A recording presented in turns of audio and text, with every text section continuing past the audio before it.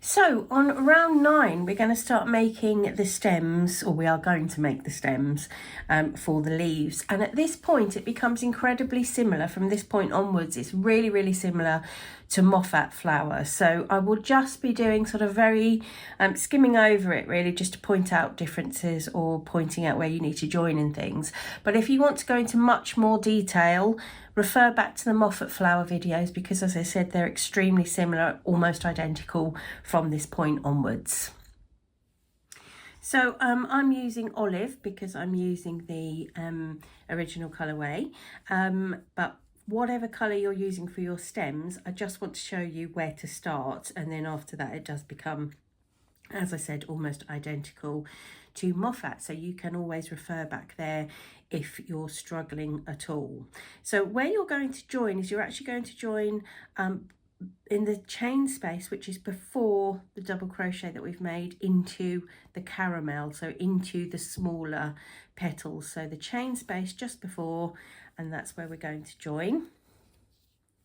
And it's just as we did before, which is pull up a loop. And that's not counting as our first stitch, so we'll go ahead and put double crochet in there. And now we will make that first stem, which you should probably be, if this is not your first of these motifs, you will be really familiar with. All right, so really that's all you need to worry about on this round is that's your sort of starting point. So I won't focus too much on the practicalities of making the stem, because we've done that many times, and you can see stem making on leaf trellis, and like I said, definitely Moffatt, because that's really similar. So let me just get this done, because I just want to show you one other place where we're anchoring. Okay, so I've come down and I'm going to put the double crochet this time, not into the same space where I came out, which is what we've done previously, but I'm going to hop to the left of that double crochet and pop it in there, so it's nice and symmetrical. You can see one double crochet sort of sits either side of that center double crochet, so it makes sort of sense. You can see it clearly in the picture in your pattern as well.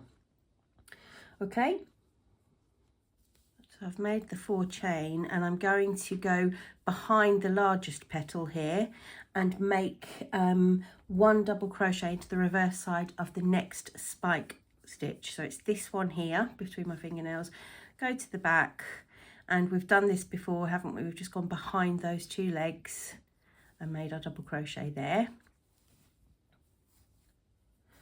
We do that one more time, we're repeating that, so 4 chain and into the next one as well. Okay, and all this is doing is creating that lovely foundation, and we'll come around one more time.